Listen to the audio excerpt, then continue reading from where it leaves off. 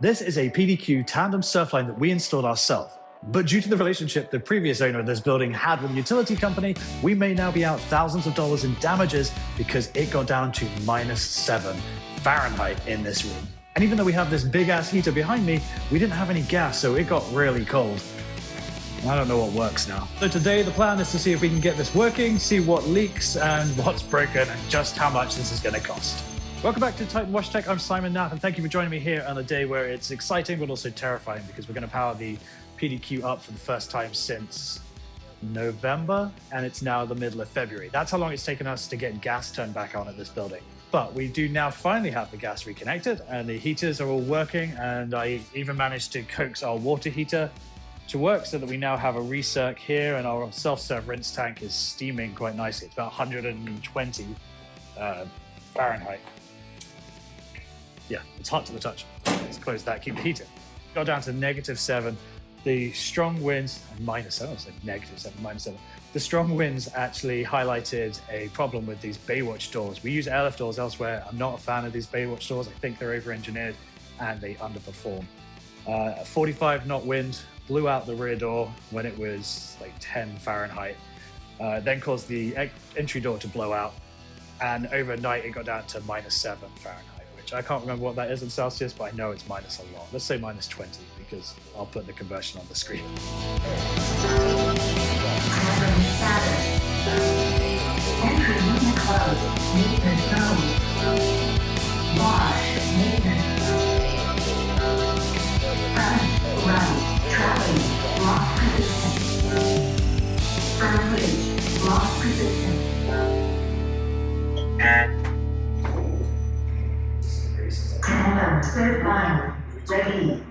So at first glance, it's come back on as we would expect, powered up nicely. We've got it back into operational mode, just rehomed everything. Next, we got to test and see which of these hoses is now a sieve, what's going to leak, how bad is this manifold damaged, and go from there.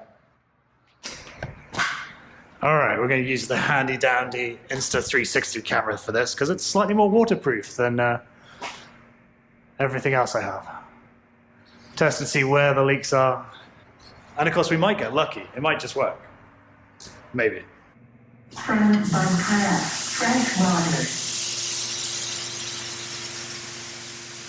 that should be air and water. And I'm not seeing any water. Hey, there we go.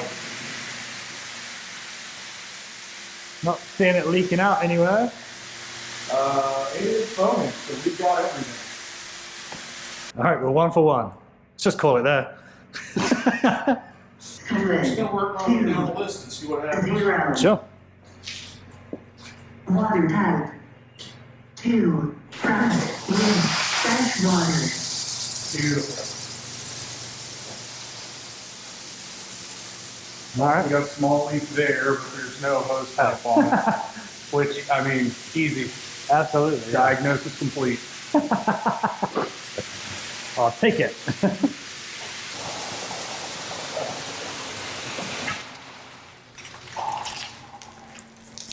Water type 2, overglow, fresh water.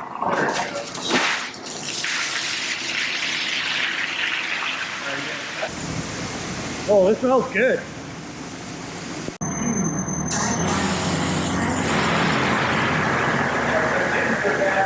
Yeah.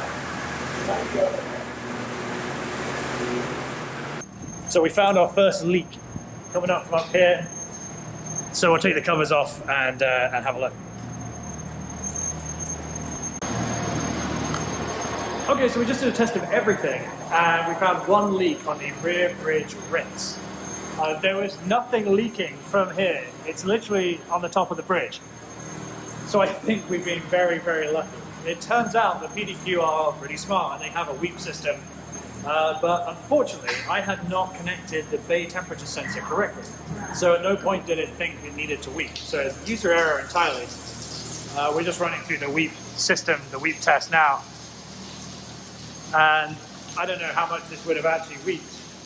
I don't know how much chemical it would have used because it's using quite a lot.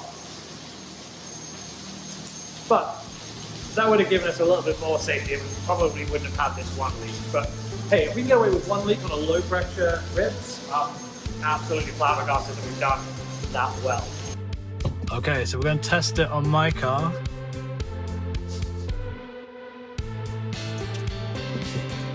See if the rocker panel comes on. Yes. It's doing the underside of the car too. It would be great if I put this car into car wash mode.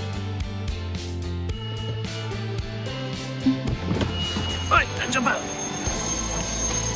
Oh no! Breathe in tight.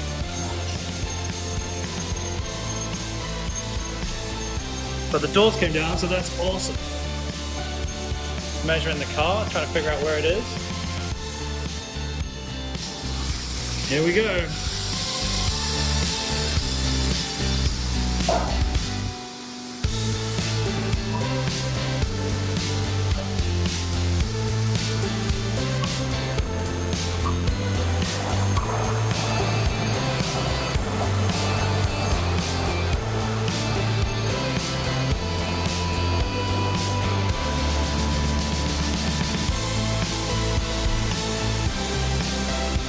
The first time I saw one of those things, I was like, why did they break the machine?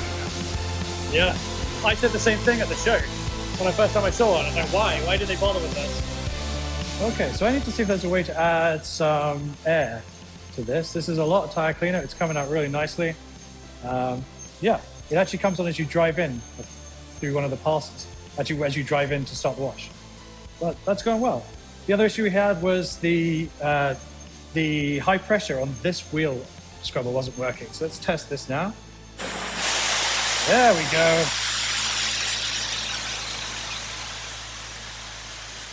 It's day 2 on getting the PDQ up and running for service. Yesterday we fixed the one leak that we had, given that it got down to -7 degrees in here with the wind chill because these doors blew out. Amazing, we just had the one leak. It was a bad check valve, which led to water getting into an air regulator and leaking on the back gantry. So we replaced the check valve, replaced the air regulator, and now we're good to go. A couple other things we did. The turbo nozzles here, they do get gunked up. This machine did sit for a while. It is used. It's 2022, 2021 model, and there was just some debris in the nozzle. So I took them off, banged them on the yellow paint here so I could see what came out. And there was all kinds of, you can see debris there from the hoses that are slowly breaking down over time. We'll have to replace those once we're up and running. But it's quite intricate to do, and time and effort and blah, blah, blah. For now, they're working. One thing I want to do is update the recipes. I'm not really a fan of these wheel scrubbers. There is a high pressure jet nozzle in there that functions really well. I've unclogged the one on this side, so they're both functioning fine. And I think that's a better experience. I don't really want to put a brush on the wheels if I can avoid it. But I'll see what customer feedback is like. You can see the lights are all going. They look a bit weird on camera, but so the heater's going. You can probably hear that. To put the side panel back on, but we have heat. This was the biggest stumbling block. The biggest stumbling block for us for the last few months was not having heat here. Now we do. So I'm really excited. We're gonna do free washes today. From midday through to about 5 o'clock, we'll do free washes. Anyone that goes into the gas station across the road or comes into the self-serve, I'll try and direct to see us. I've got some signage to put up, some feather flags to put up. This could be a complete game changer for this site. Right now, we haven't really announced that we're open. It's painted and people do come and use us, but today, because we've got this working, now I will put up all the flags and the signage that say we're open, so hopefully we can see business double, if not triple, over the coming months, just because people finally know that we're here and we're open.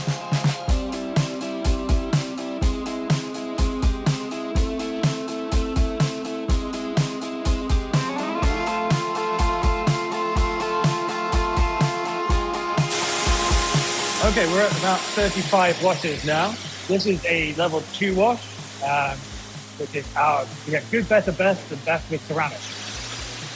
Because best isn't good enough. So this one doesn't have the lava foam curtain, but it has pretty much everything else. It doesn't have the extra drying time as well as you exit.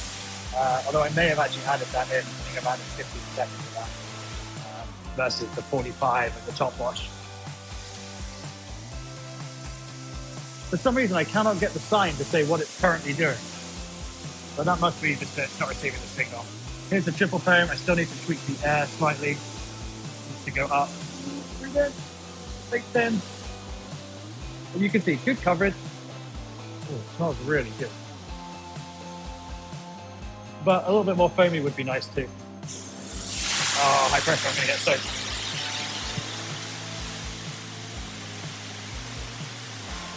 But as you can see, it's doing a really good job.